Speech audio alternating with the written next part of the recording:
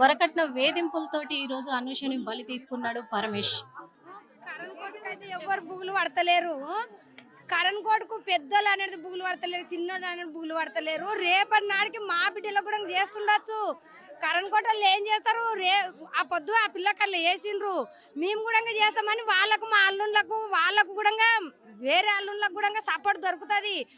కరణ్ కోటలు ఏం చేసిండ్రు అని పెద్దోళ్ళకు కూడా బుగులు పడతలేరు. రేపటి నాడు కూడా మళ్ళీ ఒకటి జరగవచ్చు.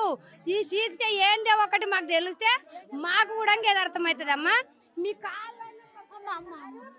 మాకు కూడా బిడ్డలు ఉన్నారు సారు, మాకు కూడా బిడ్డలు ఉన్నారు. మాకు ఏదన్నా ఒక న్యాయం కావాలేదు మేడం. మాకు మా బిడ్డలు కూడా ఉన్నారు, కాకపోతే మాకు పెద్దలకు బుగులు పడతలేరు, చిన్నలకు బుగులు పడతలేరు. కరణ్ కోట ఏం చేస్తుంది అని ఇది ఒక్కటి ధైర్యం అయిపోయింది వాళ్ళకు. కరణ్ కోట అంటే ఇది వరకు ఎంత మంది బుగులు పడుతుండ్రి, ఇప్పుడు బుగులు పడతలేరు మేడం. మీకు నమస్కారం, వాడిని అయితే శిక్ష చేయవలసిందే. మా పిల్లల్ని ఎట్లా కొనవస్తున్నాం అంటే మేము కూడా అట్లా పోవాలి, వాడి మంటికి మేము కూడా అట్లా పోవాలి. భర్తను పెట్టుకొని కూడా 8 నెలలకు తల్లి ముందల నడుస్తుంది అంటే న్యాయమన్నా మేడం? న్యాయమన్నా మేడం? ఇది ముందల మాకు కూడా ఉన్నాయి, కానీ ఈ పరిస్థితి లేకుండా మా పెద్దలకు అనేది బుగులు పడతలేరు. ఈ ప్రేమించి పెళ్లి చేసుకున్నాయే ఎక్కువ ఇలాంటి వాటికి ఇట్లా ఎందుకు చేస్తున్నారు? అందుకే ఈ శిక్ష పెడితే ముందల గుట్టంగా ఎవరు ప్రేమించకుండా, ఎవరు నమన చేసుకునకుండా, ప్రేమించకుండా మంచిగా చేసుకునేటట్ల మీరు ఏదన్నా ఒకటి న్యాయం చేయండి మేడం. మీ కాళ్ళన్న మొక్కి మీరు చెప్తున్నాం చూడండి మేడం, దండం పెట్టి చెప్తున్నాము. మన కరణ్ కోట మాత్రం బుగులు పడేటట్లు చేయలేదు, వానికి మాత్రం మేము ఇంత జనం పోవాలి.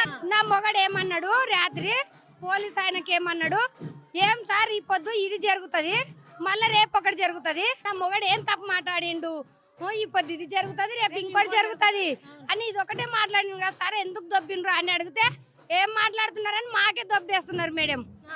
మాకే దొబ్బేస్తున్నారు, చెప్తలేరు.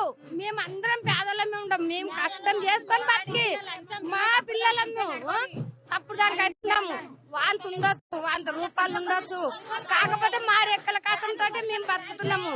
నా మొగనికి ఇట్లా దొబ్బితే నా మొగడు అంత దూరం పోయిండు. నాయమే మాట్లాడిండు కదా మేడం, నా మొగడు ఏమైనా తప్పు మాటనా, ఇది ఈ పొద్దు ఇది జరుగుతుంది, రేపు ఇంకోటి జరుగుతుంది అని ఇదే మాట్లాడిండు. ఈ నా మొగనికి ఇట్లా మాట్లాడిండు. మాకు ఇంకా పిల్లలు ఉన్నారు పెళ్లిళ్ళకు. ఈ న్యాయం ఈ శిక్ష జరుగుతున్నా మళ్ళొక్కసారి జీవితం తోటి మంచిగా చూసుకుంటాం మీరు అంతే.